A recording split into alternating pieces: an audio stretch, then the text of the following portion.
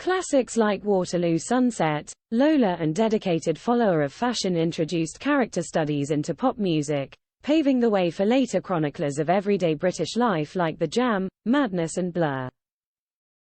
Alongside Ray, younger brother Dave's incendiary guitar riffs influenced generations of musicians, with peers including Pete Townshend and even the great Jimi Hendrix wowed by his exhilarating playing.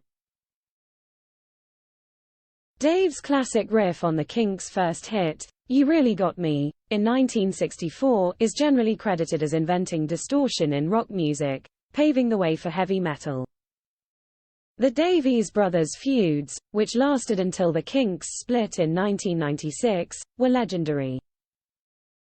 Forget Liam and Noel Gallagher, Ray and Dave were rock's first brawling brothers, and they continued to scrap, with Ray infamously stamping on Dave's 50th birthday cake in 1997.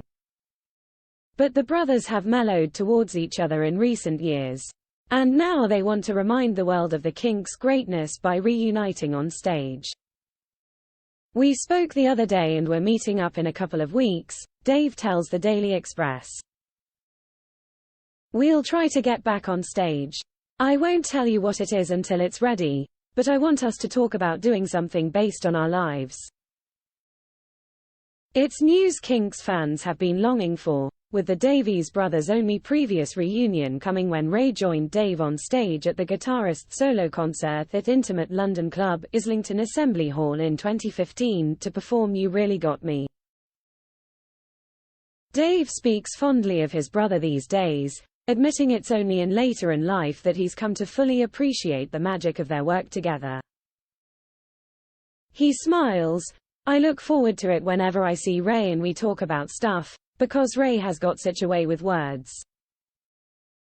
That brotherly love is a far cry from the Kinks' heyday, as Dave, 76, admits, I hated it a lot of times when I was working with Ray, because I'd think, oh, how do I get away from this madness? And it was madness, being in the Kinks. Now, nearly 60 years after helping to revolutionize music, Dave is proud of the part the Kinks played in mixing his incendiary guitars with Ray's incisive lyrics. We didn't know what we were doing, believes Dave, 3 years Ray's junior. The Kinks was a constant state of screaming and shouting at each other and loving each other too. Because we didn't know what we were doing, our quest was always, what are we going to do now? That's the path we followed, reviewing everything we did along the way. We were rough kids who were learning how to express ourselves. The youngest two of 8 siblings, Ray and Dave had 6 older sisters. Along with their mum Annie, Dave credits the Davies family women for inspiring the brothers into creating music. He recalls, my sisters were such strong characters. In those days, women were barely allowed to go to the toilet without permission. But if my sisters wanted to do something, they'd do it. They knew all about expressing themselves, which is a crucial part of music. It was Mum who taught me how to manifest my creativity. I was an angry kid, who had so much rage. Mum taught me all about my feelings, which I expressed through music. If I hadn't done that, I'd have ended up in a straitjacket, or worse. That rage played a vital part in changing rock history. Aged just 16, Dave created the sound of You Really Got Me by taking a razor blade to his guitar amp after a row with his girlfriend. He explains, after this terrible row, I thought I was going to slash my wrists with the razor blade. I was being very theatrical. Instead, I looked at the amp and thought, I'm going to take it all out on this. I started slashing at the amp, not knowing what I was doing. I was really shocked afterwards that it still worked. The raggedy sound it now made was fantastic. Ray agreed, as did bassist Pete Quaife, who died in 2010, and drummer Mick Avery. Unaware that it was exactly what young music fans were desperate to hear, the Kinks studio engineers refused to record the amp's raw noise. It went against everything they were taught about recording, laughs Dave. They hated that sound, and our record company wasn't keen either. But we told them, if they didn't record it the way we wanted, then the band would split up. You Really Got Me promptly became the first of the band's 3 number-1 singles, followed by Tired of Waiting for You and Sunny Afternoon. Dave enthuses. Young people wanted that rough sound. I was 16, I couldn't articulate how I felt about my girlfriend. I wanted to both hug her and scream at her, and that's how You Really Got Me sounds. We were a very primordial band, in a way. That primitive nature was part of the band's arguments. Dave's fights with Mick Avory were often even more severe than his scraps with Ray. The Kinks' fights have been blown up out of proportion over the years, Dave insists. Me and Mick wanted to kill each other, but I love him too. Ray and I were so different.